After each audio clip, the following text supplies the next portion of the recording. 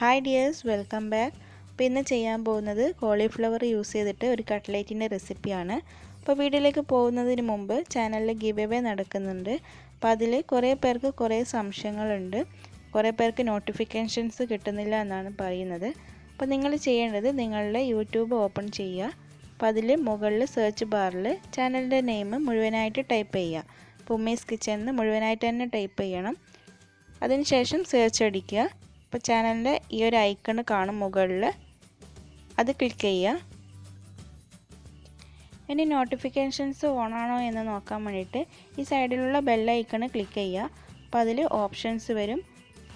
അതിലേറ്റവും മുകളിലുള്ള ഓൾ തന്നെ സെലക്ട് ചെയ്യുക. അപ്പോഴാണ് നോട്ടിഫിക്കേഷൻസൊക്കെ കറക്റ്റായിട്ട് വരുന്നത്. ഇനി അഥവാ വന്നിട്ടില്ലെങ്കിൽ ഈ ചാനൽ ഓപ്പൺ ചെയ്ത് കഴിഞ്ഞാൽ മുകളിൽ വീഡിയോസ് കാണാൻ പറ്റും. അപ്പോൾ ഞാൻ ഇട്ട വീഡിയോസൊക്കെ നിങ്ങൾക്ക് അതിൽ കാണാം. അതേപോലെ പ്ലേലിസ്റ്റ് ഉണ്ട്. ഈ ഒരു കമ്മ്യൂണിറ്റി ടാബിലാണ് ഞാൻ നിങ്ങൾക്ക് വീഡിയോസിൻ്റെ ഫോട്ടോസും അതേപോലെ ടൈമൊക്കെ ഷെയർ ചെയ്യുന്നത്. ഇനി നിങ്ങൾ ഷെയർ ചെയ്യേണ്ട വീഡിയോ ഏതാണെന്ന് വെച്ച് കഴിഞ്ഞാൽ ഈ ഒരു ഗിവ് അവേൻ്റെ അനൗൺസ്മെൻറ്റ് വീഡിയോ ആണ്. അപ്പോൾ അതെങ്ങനെയാണ് ഷെയർ ചെയ്യാമെന്ന് വെച്ച് കഴിഞ്ഞാൽ അത് ഓപ്പൺ ചെയ്യുക. അപ്പോൾ അതിൻ്റെ താഴെ ഷെയർ എന്നുള്ളൊരു ഓപ്ഷൻ ഉണ്ട്. ക്ലിക്ക് ചെയ്ത് കഴിഞ്ഞാൽ നിങ്ങൾക്ക് ഇതേപോലെ ഒരു സ്ക്രീനാണ് വരിക.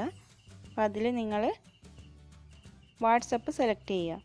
അപ്പോൾ അതിൽ വാട്സപ്പ് ഓപ്പൺ ആക്കിയിട്ട് നിങ്ങൾക്ക് ഏത് ഗ്രൂപ്പാണോ ഉള്ളത് ആ ഒരു ഗ്രൂപ്പിലേക്ക് ഒരു വീഡിയോ ഷെയർ ചെയ്തിട്ട് അതിൻ്റെ സ്ക്രീൻഷോട്ടാണ് നിങ്ങൾ എടുത്തു വെക്കേണ്ടത്. അപ്പോൾ അതിന് ശേഷം ഞാൻ അപ്ലോഡ് ചെയ്തിട്ടുള്ള എല്ലാ വീഡിയോസിലും കമൻറ്റ് ചെയ്യുക. അപ്പോൾ ഇത്രയും കാര്യം നിങ്ങൾക്ക് മനസ്സിലായിട്ടുണ്ടാവുമെന്ന് കരുതുന്നു. ഇനി വീഡിയോയിലേക്ക് പോവാം. അപ്പോൾ ആദ്യം തന്നെ ഞാനിവിടെ കോളിഫ്ലവർ ചെറുതായിട്ട് ഗ്രേറ്റ് ചെയ്തെടുത്തിട്ടുണ്ട്. ഇനി ഒരു പാൻ ചൂടാക്കിയിട്ട് അതിലേക്ക് അല്പം ഓയിൽ ഒഴിച്ചു കൊടുക്കാം.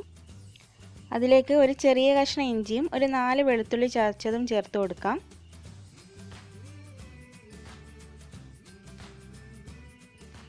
ഇതൊന്ന് വഴറ്റിക്കഴിഞ്ഞാൽ ഇതിലേക്ക് നമ്മൾ ഗ്രേറ്റ് ചെയ്ത് വെച്ചിരിക്കുന്ന ഈ ഒരു കോളിഫ്ലവർ ചേർത്ത് കൊടുക്കാം. അതേപോലെ ചെറിയ 2 ഉള്ളി ചെറുതായിട്ട് കട്ട് ചെയ്തതും ഒരു പച്ചമുളക് അരിഞ്ഞതും ചേർത്ത് കൊടുക്കാം.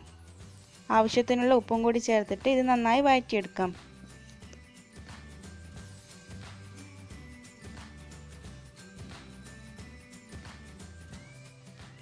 ഇതിലേക്ക് അല്പം കറിവേപ്പിലയും കൂടി ചേർത്ത് കൊടുത്തിട്ട് ഇത് അടച്ച് വെച്ചിട്ട് ഒരു 3-4 മിനിറ്റ് കുക്ക് ചെയ്തെടുക്കാം.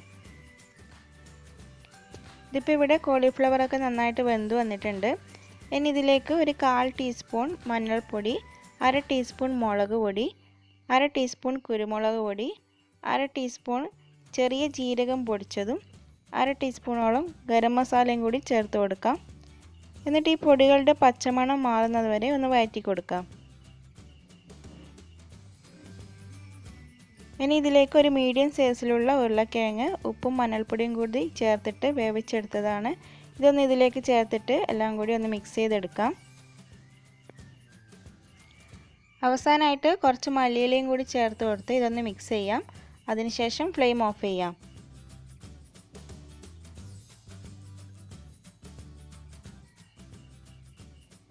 ഇതിപ്പോൾ ചൂടൊക്കെ നന്നായിട്ട് മാറിയിട്ടുണ്ട്. ഇത് കൈവച്ച് നന്നായിട്ട് മിക്സ് ചെയ്ത് കൊടുക്കണം. അപ്പോൾ അതിനുശേഷം നിങ്ങൾക്ക് ഇഷ്ടമുള്ള ഷേപ്പിൽ ഇതാക്കിയെടുക്കാം. ഞാനിവിടെ റൗണ്ട് ഷേപ്പിലാണ് ആക്കിയെടുക്കുന്നത്. ഇപ്പോൾ കട്ട്ലേറ്റ് ഉണ്ടാക്കുമ്പോൾ എപ്പോഴും അത്യാവശ്യം ഒരു തിക്നെസ് വേണം. അധികം തിന്നായി കഴിഞ്ഞാൽ ഇത് പെട്ടെന്ന് തന്നെ പൊടിഞ്ഞു പോകാൻ ചാൻസ് ഉണ്ട്. അപ്പോൾ ബാക്കിയുള്ളത് കൂടി ഇതേപോലെ ഷേപ്പ് ചെയ്തെടുക്കാം. അപ്പോൾ ഞാനിവിടെ എല്ലാം ചെയ്തെടുത്തിട്ടുണ്ട്. ഇപ്പോൾ ഈ ഒരു അളവിൽ എനിക്ക് 12 കട്ട്ലേറ്റാണ് കിട്ടിയിട്ടുള്ളത്. ഇനി ഞാനിവിടെ കുറച്ച് കോൺഫ്ലവർ എടുത്തിട്ടുണ്ട്. ഇനി ഇത് ഓരോന്നും ഇതിലേക്ക് ഇതേപോലെ ഒന്ന് കവർ ചെയ്തെടുക്കാം. അപ്പോൾ ഇങ്ങനെ ചെയ്ത് കഴിഞ്ഞാൽ കട്ട്ലേറ്റ് പൊടിഞ്ഞു പോവില്ല. അപ്പോൾ കോൺഫ്ലവറിന് പകരം നിങ്ങൾക്ക് വേണമെങ്കിൽ മൈദയും യൂസ് ചെയ്യാം. ഇനി ഓരോ കട്ട്ലേറ്റും ഈ മുട്ടയിൽ മുക്കിയിട്ട് ബ്രെഡ് ക്രംസിലൊന്ന് റോൾ ചെയ്തെടുക്കണം. അപ്പോൾ ഈ ഒരു ബ്രെഡ് ക്രംസിൻ്റെ റെസിപ്പി ഞാൻ മുന്നേ അപ്ലോഡ് ചെയ്തിട്ടുണ്ട്. അപ്പോൾ അത് കാണാത്തവരുണ്ടെങ്കിൽ അതൊന്ന് കണ്ടു നോക്കുക.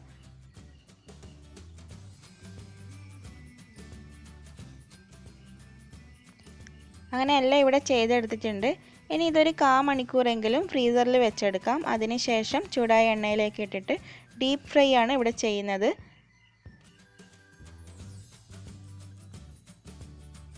ഫ്ലെയിം ഒരു മീഡിയം ഫ്ലെയിമിൽ വെച്ചിട്ട് വേണം ചെയ്യാൻ വേണ്ടിയിട്ട്, അല്ലെങ്കിൽ ഇത് പെട്ടെന്ന് തന്നെ കരിഞ്ഞു പോകും. അപ്പോൾ 3-4 പ്രാവശ്യം ഇതേപോലെ തിരിച്ചും മറിച്ച് ഇട്ട് കൊടുത്തിട്ട് 2 വശവും നന്നായിട്ട് മൊരിയിച്ചെടുക്കാം. അപ്പോൾ ഇതിവിടെ ഫ്രൈ ആയി വന്നിട്ടുണ്ട്. ഇനി ഇത് കോരിയെടുക്കാം. ബാക്കിയുള്ളത് കൂടി ഇതേപോലെ ഫ്രൈ ചെയ്തെടുക്കാം. അപ്പോൾ നിങ്ങൾ ഇതേപോലെ ഒരു റെസിപ്പി ചെയ്ത് നോക്കിയിട്ടില്ലെങ്കിൽ എന്തായാലും ചെയ്ത് നോക്കാം. ഫീഡ്ബാക്കൊക്കെ അറിയാം. അപ്പോൾ ഗിവ് അവേയുടെ കാര്യം ആരും മറക്കണ്ട. എല്ലാവരും വീഡിയോ മുഴുവനായിട്ട് കണ്ട ശേഷം മാത്രം കമൻറ്റ് ചെയ്യുക. അപ്പോൾ മറ്റൊരു ദിവസം വീണ്ടും കാണാം. Thanks for watching.